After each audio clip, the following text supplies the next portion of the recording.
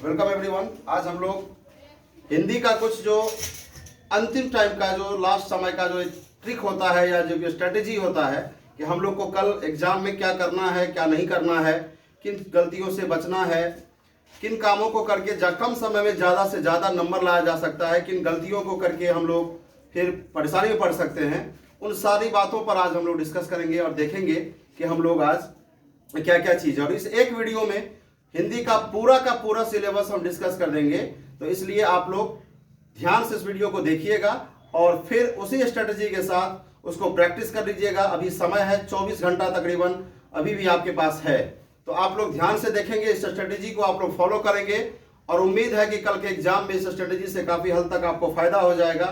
आप लोग जरूर इस वीडियो को देखिएगा। तो चलिए हम लोग समय को बर्बाद न करते हुए इस वीडियो को स्टार्ट करते हैं। आप लोग इसको जरूर देखिएगा, फायदा उठाइएगा और कल के एग्जाम के लिए मैं सबको बेस्ट ऑफ लक बोलना चाहता हूं। आप लोग कल का एग्जाम बेटर ढंग से अच्छे तरीके से दें और उसके बाद जो फिर क्वेश्चन होंगे फिर उसका भी डिस्कशन कर दिया जाएगा आप लोगों के सामने और हम लोग देखेंगे कि क्या कुछ आता है क्या कुछ नहीं आता है। तो चलिए हिंदी में क्या कुछ रहेगा क्या नहीं रहेगा, इन सब बातों को हम लोग आज डिस्कस करते हैं। हिंदी हम लोग सभी जान रहे हैं कि हिंदी जो है वो 100 नंबर का है, चाहे वो आर्ट्स साइंस कॉमर्स किसी के लिए भी हो, हिंदी 100 नंबर का है और इसमें 2 सेक्शन है। 2 सेक्शन का अगर मैं बात करूं, सभी में हम सिलेबस को डिस्कस कर लेते हैं। 2 सेक्शन की अगर हम बात करें तो एक पहला सेक्शन जो है वो ऑब्जेक्टिव सेक्शन का है, जिसको हम लोग वस्तुनिष्ठ प्रश्न बोलते हैं, ऑब्जेक्टिव सेक्शन। और दूसरा जो सेक्शन है वो सब्जेक्टिव सेक्शन का है, वो सब्जेक्टिव सेक्शन का है। तो दोनों का क्या क्या कंडीशन है, क्या क्या करना है। ऑब्जेक्टिव की अगर हम बात करें तो तकरीबन 40 और 60 का कॉम्बिनेशन होता है। 40 नंबर का जो है वो आपको तकरीबन बुक से पूछा जाता है। 60 नंबर में से 50 जो होता है वो तकरीबन व्याकरण से पूछा जाता है और 10 नंबर जो है वो आपका रचना से पूछा जाता है। रचना कहने का मतलब हो गया कि जो कुछ उल्टा शब्द है या विपरीतार्थक है या पर्यायवाची है। अब तो ज्यादा ही क्वेश्चन इसमें से है, फिर भी हम लोग एक स्ट्रेटेजी में देख लेते हैं कि इतना कम से कम तो रहना ही है, इतना तो रहेगा ही और इसको हम लोग ध्यान से कवर कर लेंगे, देख लेंगे कि क्या कुछ कंडीशन है। बुक का अगर हम लोग बात करें तो बुक में आप लोग सभी जानते हैं कि बुक का जो 2 पार्ट है, एक है कविता खंड जो हम लोग काव्य खंड बोलते हैं और दूसरा है गद्य खंड जिसमें कुछ क्वेश्चंस हैं, जो जिसमें कुछ हम लोग क्वेश्चन देख लेंगे, कुछ कहानी वाला पार्ट को हम लोग इसमें कवर करते हैं। और व्याकरण का अगर बात करें तो व्याकरण का बहुत सारा टॉपिक आप लोगों को कवर नहीं करना है, इस अंतिम समय में बहुत कम टॉपिक को कवर करना है, तो वो भी हम लोग देखेंगे कि व्याकरण का क्या क्या कंडीशन है और क्या क्या इसमें कवर करना है। इसको हम लोग एक बार सिलेबस के थ्रू में जाकर के पूरा व्याकरण का सिलेबस को पहले डिस्कस कर लेते हैं कि व्याकरण में क्या क्या होगा और व्याकरण में क्या क्या करना चाहिए। तो व्याकरण का पहला जो टर्म है हम लोग देख लेंगे संधि को, जरूर देखना है संधि को। उसके बाद हम लोग देख लेंगे समास को, क्योंकि समास से भी काफी कुछ क्वेश्चन रहता है, तकरीबन 6-7 क्वेश्चन आप लोग को समास से दिख जाएगा। उसके बाद उपसर्ग से भी 4 से 5 क्वेश्चन आप लोग को दिख जाएगा। प्रत्यय से भी आप लोगों को क्वेश्चन दिखता है। उसके बाद है संज्ञा से क्वेश्चन दिखता है, सर्वनाम से क्वेश्चन दिखता है, तो ये सब टॉपिक जरूर करना है। और एक जो क्वेश्चन है जो लिंग निर्णय है उससे भी क्वेश्चन आप लोगों को टच करता है, देखना है।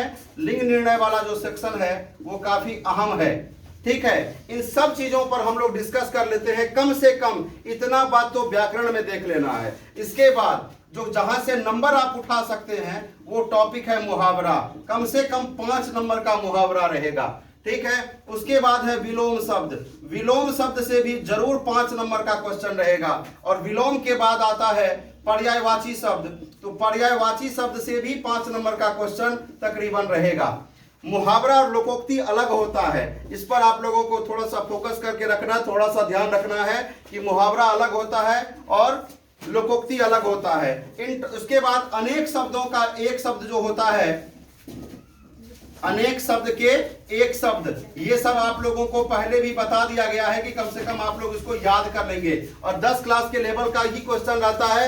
आप लोग जो भी टॉपिक 10 क्लास के लेवल में पढ़े हैं उसी टॉपिक में से क्वेश्चन रहेगा, अलग से कुछ करने की आवश्यकता नहीं है। बस काम का बात यह है कि आप लोगों को बस एक बार, अंतिम बार कम से कम इसको देख लेना है। मुहावरा को कम से कम 150 को मुहावरा देख लेना है, कुछ विलोम शब्द के बाद प्रैक्टिस कर लेना है, उसके बाद फिर पर्यायवाची का प्रैक्टिस कर लेना है, अनेक शब्दों का, एक शब्द का कुछ प्रैक्टिस कर लेना है। इसका हम आपको एक क्विक रिव्यू जो है वो हम आप लोग को अभी तुरंत बताएंगे, और ज्यादा से ज्यादा नंबर आप इन वीडियो को देख करके कम समय में ला सकते हैं। आप इसको बस देखना, देखने के बाद, इसको करने के बाद आपको पता चल जाएगा कि ये कितना अहम है। ठीक है, तो चलिए हम लोग वीडियो में और भी देखते हैं, टॉपिक बाय टॉपिक को आप लोग ये देख लीजिए किन किन टॉपिक को हम लोगों को करना है। दूसरा, एक सबसे आसान बात क्या है और सबसे बड़ी बात क्या है कि 100 क्वेश्चन में से ऑब्जेक्टिव टोटल नंबर तो 100 रहेगा, और 100 में से हम लोगों को तो 50 बनाना है। 50 में से तकरीबन 20 ऑब्जेक्टिव ऐसा होगा जो एकदम से कहीं कोई परेशानी वाला बात ही नहीं होगा, और 20 नंबर तो आसानी से आ जाएगा, क्योंकि ये एकदम बिल्कुल लो लेवल क्वेश्चन होता है और इसमें कोई परेशानी नहीं है। उसके बाद अगर हम बात करें तो इस 50 में से, क्योंकि आप तो साल भर किताब पढ़े हैं, उसमें से जो भी 2 खंड है, प्रोज का, पोएट्री का, यानी कि कविता वाला फिर या गद्य वाला, दोनों खंड में से जो काव्य खंड है और जो गद्य खंड है, इसमें से कम 20 नंबर का और 20 नंबर का क्वेश्चन रहेगा। तो ये तो आप लोगों ने पढ़ा है, और ये अगर आप लोग एक बार अंतिम बार भी घर में जाकर के कम से कम परीक्षा से पहले देख लेंगे, क्योंकि कहानी से क्वेश्चन रहेगा। ऑब्जेक्टिव कवर करना बड़ी बात नहीं है, आराम से कवर किया जा सकता है, क्योंकि आप कहानी को पढ़े हैं, कविता को पढ़े हैं, और इस पर से क्वेश्चन अगर ऑब्जेक्टिव आता है तो कवर करना आसान है। तो अगर 20 और 20 को हम लोग देखें तो 40 क्वेश्चन तो वो वैसे बन जाएगा, और 40 में से मान के चले कि 10 क्वेश्चन हमको नहीं आ रहा है तो भी कोई परेशानी नहीं है। इसलिए क्योंकि हमको अब ऑप्शन है हमारे पास, टोटल मिला करके 60 क्वेश्चन अभी भी बाकी है, और बनाना है उस 60 में से कितना, अगर इसमें से हम 30 ही बनाते हैं तो मात्र बनाना है 20। तो 20 क्वेश्चन बनाने के लिए हमारे पास 60 अवेलेबल है, और 60 क्वेश्चन को पढ़ के क्यों नहीं 20 क्वेश्चन आप बना सकते हैं। इसमें से मुहावरा है, जो आपको टॉपिक अभी हम दिखाएं, समास का क्वेश्चन बना सकते हैं, विलोम शब्द बना सकते हैं, आसान सा बात है। अगर किसी का ये जो लिटरेचर वाला, जो साहित्य वाला, जो या किताब का बात अगर हम लोग करें, किसी का छूट रहा है तो भी परेशानी नहीं है, कुछ क्वेश्चन तो आप किताब का खंड में से कर सकते हैं। इसके अलावा जो क्वेश्चन बचेगा उसको हम लोग आराम से व्याकरण में थोड़ा सा दिमाग से, थोड़ा, क्योंकि बहुत क्लोज ऑप्शन होता है, और ऑप्शन पर ध्यान दे करके हम लोग आसानी से उसको कवर कर सकते हैं, आराम से क्वेश्चन को बना सकते हैं, देख सकते हैं। तो थोड़ा थोड़ा हम लोग रिव्यू एक बार कर लेते हैं कुछ मेन टॉपिक का, जिससे कि कम समय में आपको इधर से भी नंबर आ जाएगा। तो अगर थोड़ा सा ध्यान से बनाएंगे तो नंबर जरूर आ जाएगा। इसके बाद हम लोग पहले सब्जेक्टिव वाला जो सेक्शन है उसको भी कवर कर लेते हैं कि सब्जेक्टिव में क्या क्या रहता है, फिर ऑब्जेक्टिव का कुछ व्याकरण का खंड को हम लोग कवर करेंगे। सब्जेक्टिव वाला टॉपिक में देखिए क्या है। सब्जेक्टिव में आपको पता है कि 5 लेख रहता है, 5 ठो लेख रहता है, और ये लेख में से सिर्फ आपको 1 गो लेख लिखना है। तो कितना आसान बात है, और इंटरमीडिएट लेवल पर लेख लिखना कोई बड़ी बात स्टूडेंट्स के लिए नहीं है, आप आसानी से लेख लिख सकते हैं।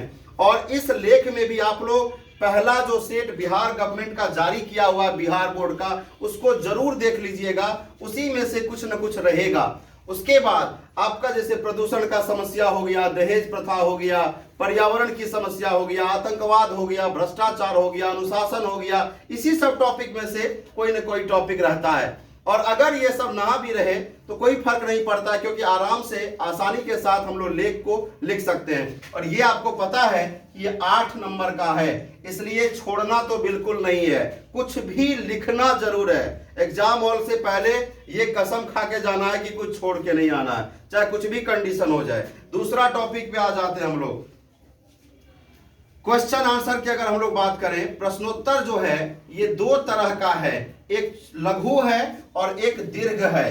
तो लघु उत्तरीय क्वेश्चन जो है वो आपको टोटल 10 मिलेगा, उस 10 में से आपको मात्र 5 को कवर करना है। और ये 5 कवर करना है, आप लोग पूरा किताब पढ़े हैं, पूरा किताब में से ही क्वेश्चन रहेगा, उसमें से आप ये देख लीजिए कि हमको प्रोज पर ज्यादा पकड़ है, यानी कि काव्य वाला पर या कविता वाला पर ज्यादा पकड़ है, या कि फिर गद्य वाला कहानी वाला जो सेक्शन है उस पर ज्यादा पकड़ है। जिस पर ज्यादा पकड़ है उसी पकड़ को और मजबूत कर लीजिए और उसको देख लीजिए, क्योंकि 5 ही तो बनाना है और 4 क्वेश्चन तकरीबन हर एक खंड में से रहता है। 4 क्वेश्चन तो आपको किसी न किसी खंड में से, चाहे वो कविता हो कहानी हो, रहेगा ही रहेगा। तो यहां से 5 क्वेश्चन करना आसान है। दूसरी बात, एक चीज और आपको बता रहा हूं, अगर आप ये करने लगेंगे तो एक बार कम से कम राइटर का जो डिटेल है, जो कविता में जो या कहानी में जो राइटर का वो कहानी या कविता है उसको जरूर देख लीजिएगा कि वो कंडीशन क्या है, उसका जन्म, उसके द्वारा लिखा हुआ किताब, उसकी मृत्यु, उन्हें कौन सा पुरस्कार मिला है, किस भाषा के कवि थे और किस टाइप के कवि थे, वो ध्यान रखना जरूरी है, वो इंपॉर्टेंट बात है। ठीक है, तो प्रश्नोत्तर 10 रहेगा, 10 में से 5 करना है। और कोई भी क्वेश्चन आप इसमें से अगर उठाइएगा तो सबसे पहले ये ध्यान रखिएगा कि हमको उस क्वेश्चन का आंसर कंप्लीट रूप में 2-3 लाइन आ रहा है कि नहीं आ रहा है। क्वेश्चन ये कभी डिपेंड नहीं करता है कि कितना लिखना है, सही बात 1 लाइन का भी होगा तो नंबर आपको 2 का 2 मिलता है, कोई फर्क नहीं पड़ेगा। इसको जरूर कवर कर सकते हैं। और 4 को 5 को क्वेश्चन कविता में से रहता है, 4 को 5 को क्वेश्चन जो है वो कहानी में से रहता है, इसलिए कोई परेशानी नहीं है।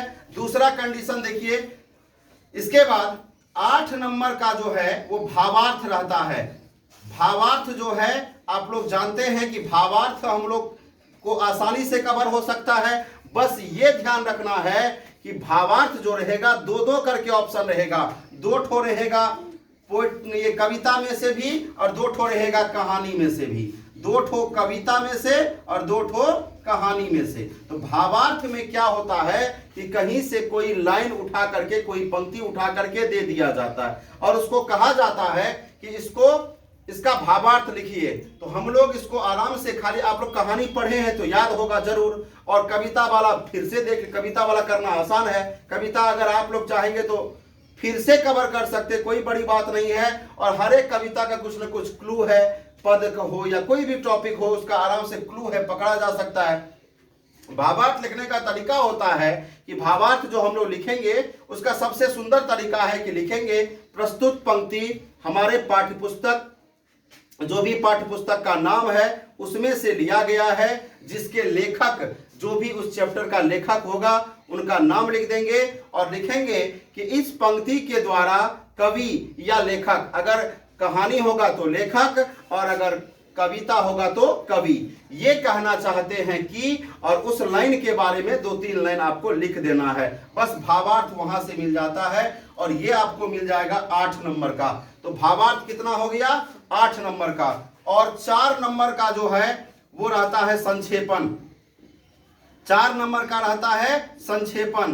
संक्षेपण का नाम से ही स्पष्ट है कि हम लोगों को क्या करना है, संक्षेप में लिखना है। तो संक्षेप में लिखने का तरीका क्या है, तकनीक क्या है कि हम लोग को एक पैसेज जो मिलेगा, एक पैराग्राफ मिलेगा, उस पैराग्राफ को हम लोग क्या करेंगे, तो सबसे पहले ध्यान से 1 बार नहीं, 2 बार नहीं, 3 बार पढ़ लेंगे और उसके बाद उसको देख लेंगे कि ये टॉपिक किस चीज पर लिखा हुआ है, ये टॉपिक हम लोगों को क्या करना, ये क्या कहना चाह रहा है, और तब जा करके उसको एक बार पंक्ति को या वर्ड को गिन करके 3 भाग में बांट देंगे। जरूरी नहीं है कि एग्जैक्ट होना चाहिए, उसके आसपास में हम लोगों को लिखना है। अगर मान के चलिए कोई पैराग्राफ में 60 गो वर्ड है तो आपको 20 वर्ड के आसपास लिखना है, उसका 1/3 वर्ड में लिखना है, लिख देना है कुल शब्द संख्या इतना और उसका संक्षेपण शब्द संख्या इतना, बस इतना कर, और उसको 2-3 लाइन में लिखने से आपको आसानी से नंबर जो है वो मिल जाता है, कोई फर्क नहीं पड़ेगा, आराम से आप 4 नंबर यहां से ला सकते हैं। ठीक है, उसके बाद देखिए क्या होता है, कैसे होता है। और एक चीज जो आपका छूट रहा है वो है प्रश्नोत्तर में जो हम बताएं, तो प्रश्नोत्तर जो है वो बड़ा वाला प्रश्नोत्तर भी पूछा जाता है। बड़ा वाला प्रश्नोत्तर में देखिए क्या है कंडीशन, टोटल मिलाकर के 6 क्वेश्चन होता है। जो प्रश्नोत्तर है इसमें आपको ज्यादातर क्या रहता है, तो इसमें ज्यादातर रहता है कि कविता का केंद्रीय भाव क्या है, कविता का सारांश क्या है, कहानी का सारांश क्या है। इसमें से 3 ठो और 3 ठो, यानी 3 ठो कहानी में से और 3 ठो कविता में से क्वेश्चन रहता है, जिसमें से कुल मिलाकर के हमको 3 लिखना है और हमको इसके लिए 15 नंबर मिलता है। ठीक है, 3 क्वेश्चन के लिए 15 नंबर मिलता है। इसमें जैसे कि आप पढ़े हैं चैप्टर पुत्र वियोग, जैसे पढ़े हैं पद, जैसे पढ़े हैं प्यारे नन्हे बेटे को, जैसे पढ़े हैं गांव का घर, इसमें से किसी का सब जो ये है, इसमें जो किसी भी टॉपिक का ये बात होगा उसको हम लोगों को कवर करना है और उसको हम लोगों को देखना है। खास तौर पर अगर हम लोग बात करें तो आप लोगों को उषा, पुत्र वियोग, पद, ठीक है, उसके बाद कवित, ये 4-5 और एक गांव का घर, ये 4-5 चैप्टर में से किसी का सारांश यहां पर पूछ देगा। प्रश्न बड़ा वाला जो प्रश्नोत्तर होगा जिसको हम लोग दीर्घ कह सकते हैं, इसका जवाब आप लोगों को कम से कम 100-150 शब्दों में देना होगा। इसके बारे में पूरा कविता का सारांश आपको टोटल देखना होगा, लिखना होगा और ये आराम से लिख सकते हैं। आप चुन लीजिए कि उस 6 चैप्टर में से, 6 चैप्टर का बात होगा यहाँ पर, 6 चैप्टर होगा टोटल मिला करके, तो 6 चैप्टर में से कौन सा 3 गो चैप्टर हमको सबसे बढ़िया से याद है, उस 6 चैप्टर में से 3 गो चैप्टर को लिखना है। ठीक है, ये आपका सब्जेक्टिव का सिलेबस है। काउंट कर लीजिए आप लोग, 15, 8, 23, 23 और 10, 33, 33, 33 और 8, 41, 41 और 4, 45 नंबर हो गया। और 5 नंबर का जो है वो आपको पूछता है पत्र लिखने के लिए। 5 नंबर का जो बच रहा है वो आपको पूछता है पत्र लेखन, पत्र और एप्लीकेशन आता है 5 नंबर का। तो ये आपका सिलेबस था। पत्र तो पता ही है कि पत्र और आवेदन पत्र दोनों अलग अलग चीज है। तो आवेदन पत्र लिखना है तो आपको आराम से लिख सकते हैं कि जो उसका लिखने का कंडीशन होगा, जो फॉर्मेट है पता ही है सबको, पहले भी करा चुके हैं हम लोग, उसको देख लेना है। या उससे भी आसान है कि पत्र लिखना, पत्र जो है अपने सगे संबंधियों को लिखा जाता है और उसके लिए कोई भी नया फॉर्मेट नहीं है और कुछ भी एक्स्ट्रा फॉर्मेलिटी को पूरा नहीं किया जाता है। आप पत्र किसी भी तरीका से लिखेंगे जिसको लिखना होगा तो उसमें नंबर नहीं कटता है। आप लोग किसी भी एक साइड में सिर्फ पत्र लिखने वाले का नाम, उसका जो एड्रेस है, किसको भेज रहे हैं वो दूसरे साइड में, और डेट दे करके प्रिय जो नाम होता है लिख देंगे। जैसे दोस्त को लिख रहे हैं तो प्रिय दोस्त का जो नाम होगा वहां पर लिख करके आगे हम लोग बढ़ते चले जाएंगे और देखते चले जाएंगे। बाद में जो मैसेज होता है, मैसेज हम लोग कर लिखेंगे, उससे पहले लिख देंगे कि प्रिय जो भी नाम रहेगा, मैं यहाँ पर कुशल पूर्वक रहता हूं, आप लोगों का कुशल, आप लोग भी कुशल होंगे ये मैं आशा करता हूं। आगे बात यह है, या हम ये कहना चाहते हैं कि उसके बाद जो मैटर होगा लिख करके आपका यहाँ आएगा नीचे में और यहाँ आकर के आपका नाम रहेगा। यही आपका पत्र का फॉर्मेट है। इतना ही आपका 50 नंबर का है। सबसे बड़ा चीज है कि हड़बड़ाहट नहीं होना चाहिए। हड़बड़ाहट में क्या होगा कि आपको जो चीज आ रहा है पहले ये जज करिए कि हमको कौन सा टॉपिक पर लिखना है, हमको कौन सा टॉपिक लिखना है, कौन सा टॉपिक पर कवर करना है। ये बड़ा इंपॉर्टेंट बात है, ये देखने वाली बात है। ठीक है, नेक्स्ट देखिए, अब हम लोग थोड़ा सा ग्रामेटिकल जो है, व्याकरण खंड जो है उसको थोड़ा सा देख लेते हैं, जिसमें कम समय में आप ज्यादा से ज्यादा क्वेश्चन टच कर सकते हैं। अगला जो टॉपिक है हम लोग देख रहे हैं उसमें व्याकरण का पहला टॉपिक में सबसे पहले जो मोस्ट एक्सपेक्टेड जो होता है उसमें हम लोग अगर बात करें तो आता है समास। और समास देखिए, आप बहुत शॉर्टकट में समास आपको हम बता रहे हैं, दिक्कत आपको समास में नहीं होगा। समास का कुल मिलाकर के 6 नहीं तो कहिए तो 7 को भेद होता है। अगर ऐसे हम लोग बात करें तो पहला भेद जो है इसका वो होता है तत्पुरुष समास, ठीक है। दूसरा होता है द्वंद्व समास, तीसरा होता है द्विगु समास, चौथा होता है कर्मधारय समास, पांचवा होता है बहुब्रीहि समास। उसके बाद एक होता है अव्ययी भाव और एक होता है नई समास। ठीक है, तो याद रखिएगा, आप लोग गौर से देखिएगा थोड़ा सा। तत्पुरुष में क्या होता है, कारक वाला जितना भी भाग है, कारक वाला कहने का मतलब हो गया कि जो भी कारक होता है, कारक आप लोग पढ़े हैं, क्रिया के उत्पत्ति में जो सहायक होता है उसको कारक कहते हैं। तो कारक का कंडीशन जो होगा और सबका अलग अलग उसका चिन्ह है, जैसे कर्ता ने, कर्म को, कर्ण से, इस टाइप का जो चिन्ह है, उस चिन्ह पर अगर टूट जा रहा है कोई वर्ड, कोई पद, तो वो कारक के आधार पर अगर टूट जाएगा तो वो तत्पुरुष समास होगा। जैसे देशभक्ति, तो क्या होगा, देश के लिए भक्ति, देश की भक्ति।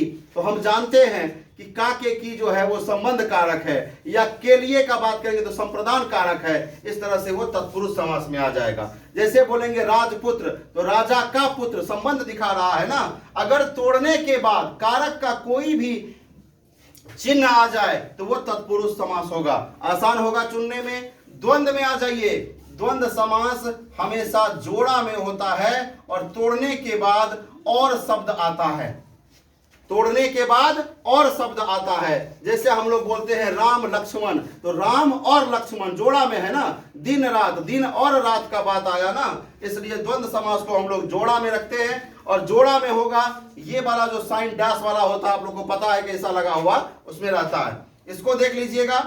उसके बाद आता है द्विगु। द्विगु समास का मतलब होता है जिसका पहला पद संख्यावाची होगा, जिसमें संख्या जुड़ा होगा। आप अगर गौर से देखें तो उसका नामे में द्वि लगा हुआ है, और द्वि मतलब होता है दो, जो कि एक संख्या है। तो जिसका पहला पद संख्या होगा वो द्विगु समास होगा। लेकिन द्विगु समास के समय में एक बात आपको ध्यान रखना है कि खाली ऐसा वर्ड ना हो जिसका इस्तेमाल बहुत पहले से किया जा रहा हो, या फिर वो किसी न किसी का उदाहरण हो। जैसे दशकंधर, दशानन, चतुर्मुख, चतुरानन, ये सब का वर्ड यूज हो चुका है, तो ध्यान रखना है। लेकिन इसी में अगर बात करें चौवन्नी, अठन्नी, पंचवटी, षटकोण, ये सब जो सप्तपदी, ये सब जो वर्ड है ये द्विगु समास में आता है। जिसको तोड़ने से एक पद पहला वाला संख्या आ जाएगा वो द्विगु समास होगा। उसके बाद आ जाइए कर्मधारा है। कर्मधारा में क्या होता है, विशेषण को देखा जाता है, यानी विशेषता को बताता है, वो कर्मधारय समास होता है। विशेषण को अगर दिखाएगा, विशेषता बताएगा, तो वो कर्मधारय समास होगा। विशेषण कैसे दिखाएगा, जैसे लिखा रहेगा महापुरुष, तो महान पुरुष, कैसा पुरुष का बात हो रहा है, महान पुरुष का बात हो रहा है।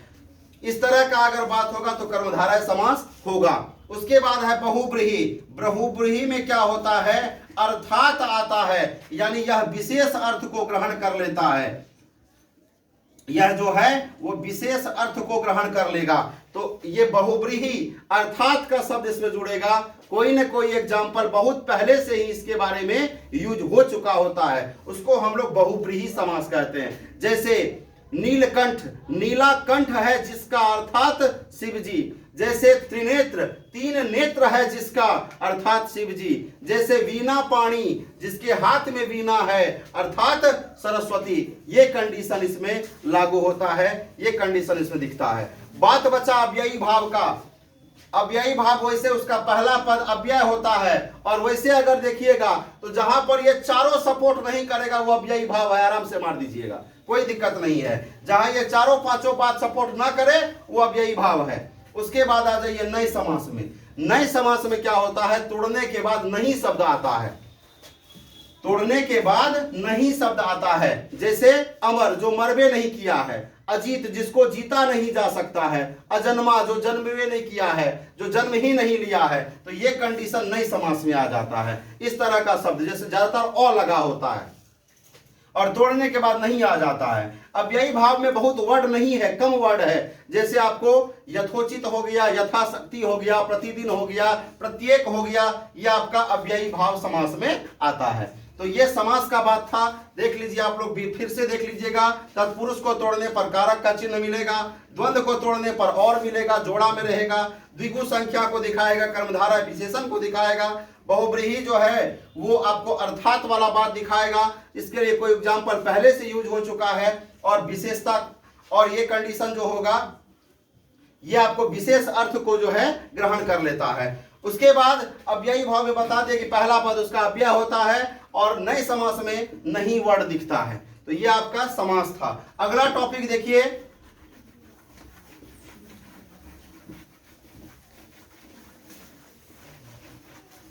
अगला टॉपिक अगर हम लोग बात करें तो है प्रत्यय। प्रत्यय का बात करें तो प्रत्यय के बारे में आप लोगों को पता है कि प्रत्यय क्या होता है, किसी शब्द में, ठीक है, या शब्दांश के बाद में जुड़ता है या अंत में, कहिए कि अंत में जुड़ता है, शब्द के बाद में जुड़ेगा या अंत में जुड़ेगा,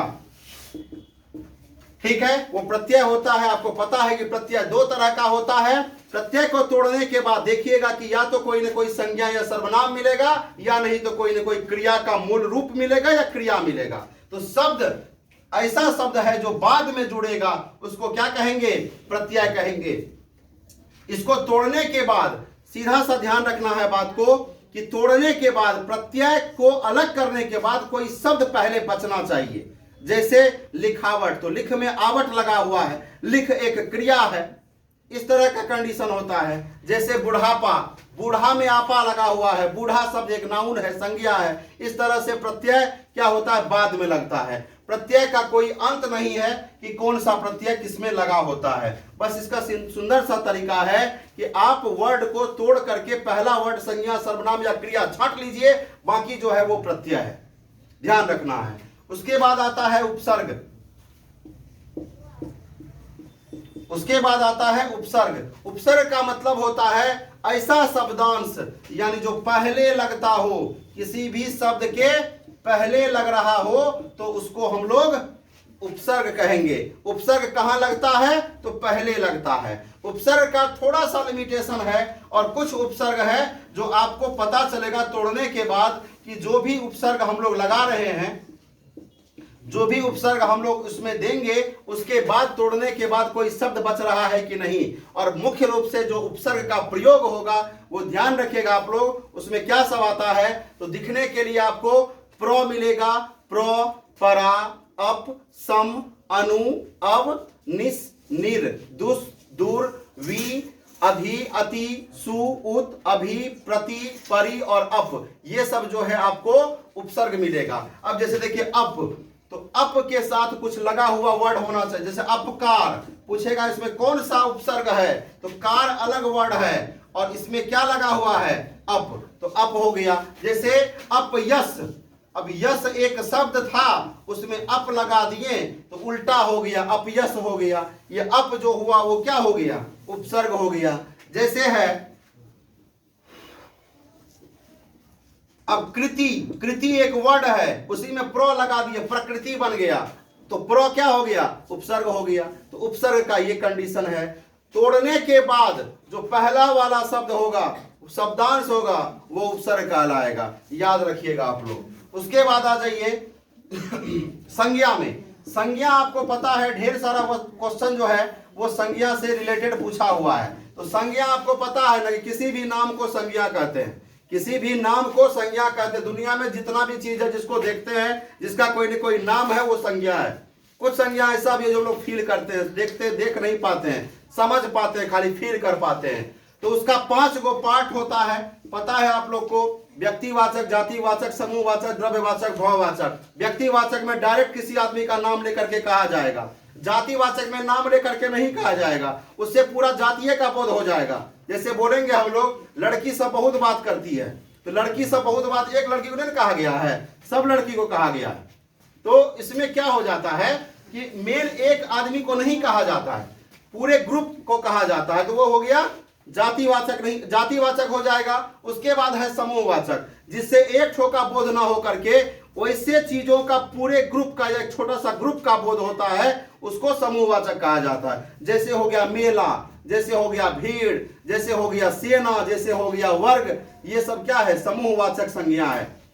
उसके बाद होता है द्रव्यवाचक। द्रव्यवाचक में मतलब होता है जिसमें कुछ भार है, जो कुछ स्थान छेकता है, जिससे कुछ नया सामान बनाया जा सकता है, उसको हम लोग द्रव्यवाचक बोलते हैं। और भाववाचक का मतलब होता है जिससे कुछ हम लोग ऐसा चीज का बोध होता है जिसको ना तो देख सकते हैं, ना छू सकते हैं, ना नाप सकते हैं, ना तोल सकते हैं, उसको हम लोग भाववाचक संज्ञा कहते हैं। तो भाववाचक संज्ञा में हम लोग क्या देखते हैं कि भाववाचक संज्ञा का जो कंडीशन होता है उसमें जैसे क्या हो गया? सुंदरता, कोमलता, मिठास, अच्छाई, बुराई, इस टाइप का अगर वर्ड होगा तो वो क्या हो जाएगा? भाववाचक संज्ञा हो जाएगा।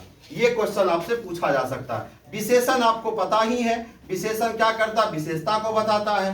सर्वनाम संज्ञा के बदले में प्रयोग होता है, वो सर्वनाम होता है। 4 गो उसका पार्ट है। पुरुषवाचक सर्वनाम में आप लोग को याद रखिएगा कि सर्वनाम का पुरुषवाचक में क्या होता है। जैसे अंग्रेजी में पर्सन होता है, प्रथम पुरुष, मध्यम पुरुष, अन्य पुरुष का कंडीशन होता है, फर्स्ट सेकंड थर्ड पर्सन पर उसको तोड़ दीजिएगा, बाकी कोई ज्यादा इंपॉर्टेंट उसमें नहीं है।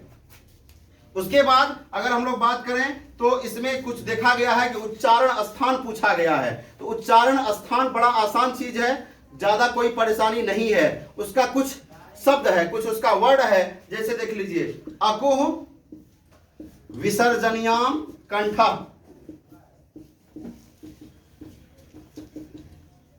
कंठ। तो इसमें क्या है कंडीशन, इसको ही याद रखना। ध्यान से देखिए कि ओ आ का वर्ग ह विसर्ग का उच्चारण स्थान कहां से होता है, तो कंठ से होता है। सिंपल सा बात है। इसके बाद अ के बाद क्या होता है, हर्षई दीर्घई। तो इसका फॉर्मूला है इचु यसानाम तालु, इचु यसानाम तालु। तो अब इसमें देख लीजिए तोड़ करके, हर्षई दीर्घई च वर्ग यो और तालब सौ का उच्चारण स्थान तालु है। चौ के बाद क्या होता है, टॉट हो।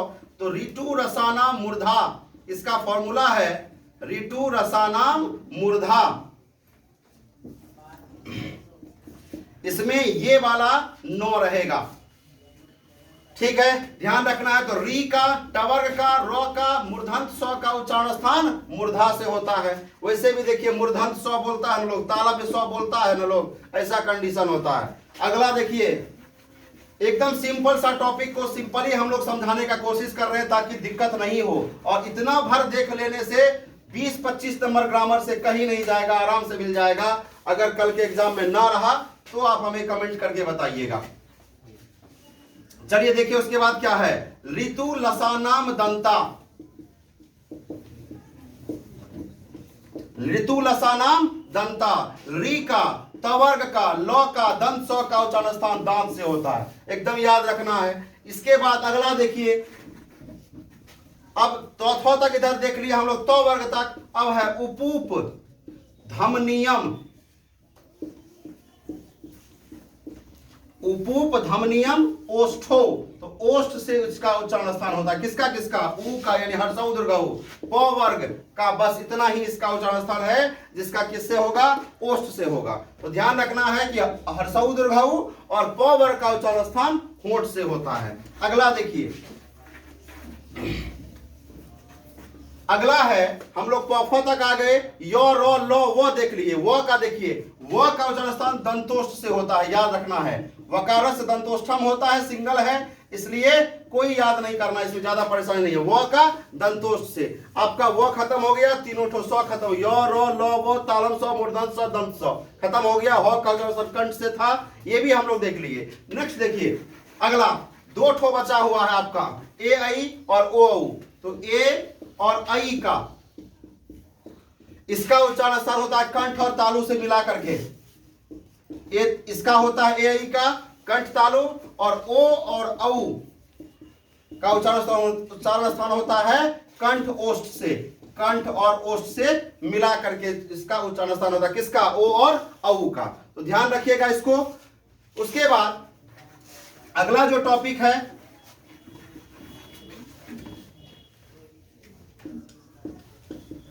लिंग निर्णय। ये थोड़ा सा कंफ्यूजिंग और थोड़ा सा कॉम्प्लेक्स टॉपिक है, इसको ध्यान रखिएगा।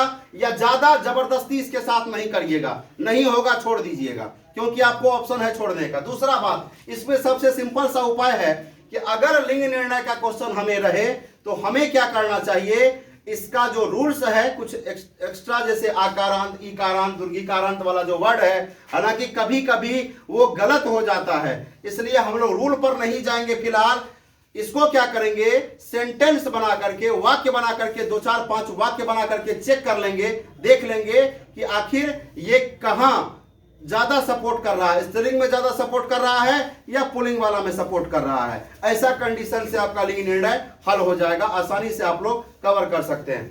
बाद बाकी अगर बात करें संधि का, तो ये आप लोगों को इसका न तो कभी अर्थ पूछता है न कभी प्रकार पूछता, कोई परेशानी इसमें नहीं है। आपको जोड़ने के लिए देगा या तोड़ने के लिए देगा, तो ज्यादातर जोड़ने देता है। जैसे लिख देगा कि विद्या जोड़ आलय बराबर क्या, तो विद्यालय, ऐसे करके कंडीशन देगा। वैसे संधि का बात पता है आप लोगों को, कि स्वर संधि का कंडीशन होता है व्यंजन संधि होता है, विसर्ग संधि होता है। पूछ देगा कि ये स्वर है कि व्यंजन है कि विसर्ग है, तो विसर्ग का नियम है एक तो विसर्ग होना चाहिए जोड़ का चिन्ह से पहले या तो बाद में। व्यंजन का नियम है कि जोड़ से पहले चाहे इधर या दोनों साइड व्यंजन जरूर होना चाहिए, लेकिन स्वर संधि में दोनों तरफ स्वर वर्ण ही होना चाहिए। और उसमें भेद हालांकि 5 होता है स्वर संधि का, उस पर नहीं जाना है। हम लोग देख लेंगे कि इसका कंडीशन क्या होता है, दीर्घ बन रहा है कि कैसा क्या जोड़कर, जैसे हम लोग जानते हैं कि अ जोड़ अ मिले या अ जोड़ आ मिले तो आ ही बनेगा। हर सही दुर्घई वाला कंडीशन हर सही दुर्घई ही बनेगा। अ जोड़ ई मिलेगा तब ए में आएगा, अ जोड़ उ मिलेगा तब ओ बनेगा। तो ये सब बात खाली ध्यान रखना है। री वाला ध्यान रखिएगा, अर वाला, और फिर एक होता है जब ए वाला ए के बाद या फिर इस तरह का बाद दूसरा स्वर आ जाता है तो वो फिर ऐ या अब या फिर दूसरा कंडीशन में आ या आव बन जाता है। ऐसा कंडीशन को ध्यान रखिएगा। जोड़ने का काम करना पड़ेगा, तोड़ने वाला बहुत कम होता है।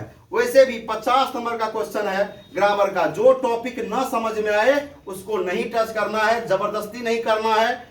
आपको 70-80 क्वेश्चन ऐसा होगा क्वेश्चन पेपर में जो हर हाल में आता होगा इतना पढ़ने के बावजूद, और इसमें भी 70-80 में से भी चुन के आपको 50 बनाना है। तो धड़फड़ नहीं करना है, एकदम आसानी से काम करना है। हड़बड़ाहट दिखाने से गलती हो जाएगा।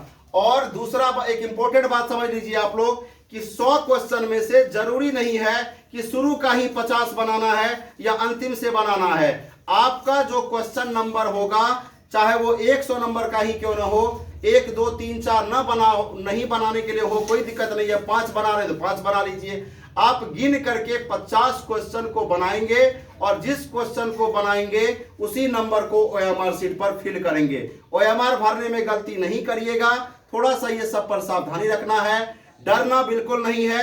कोई वहां पर चंद्रमा पर से या मंगल ग्रह से लोग नहीं आता है, वो भी आदमी यहीं का रहता है, इसलिए डरने की कोई बात नहीं है। और इस बात को ध्यान रखना है कि हमारा पहली बार मेरा इंटर का एग्जाम हो रहा है और अंतिम बार भी मेरे जीवन का ये इंटर का एग्जाम हो रहा है, इसलिए कोई बड़ा बात नहीं है। अपना पूरा का पूरा जो स्ट्रेटेजी है, पूरा का पूरा जो पावर है वो उसमें लगा देना है, ज्यादा से ज्यादा नंबर अचीव करना है। जो टॉपिक मैंने बताया उसको फॉलो करिए। बुक का जो क्वेश्चन आंसर है थोड़ा सा एक बार बढ़िया से पढ़ लीजिएगा। जो सेक्शन आपको ज्यादा पकड़ में हो उसी सेक्शन पर काम करिएगा। इस सब टॉपिक को कवर करने के बाद आपको कोई परेशानी नहीं होगा। उम्मीद है आप लोगों को वीडियो अच्छा लगा होगा। आप लोग को अगर वीडियो अच्छा लगे तो चैनल सब्सक्राइब कर दीजिएगा, लाइक शेयर और कमेंट जरूर करिएगा। सबको कल के एग्जाम के लिए best of luck. Thank you.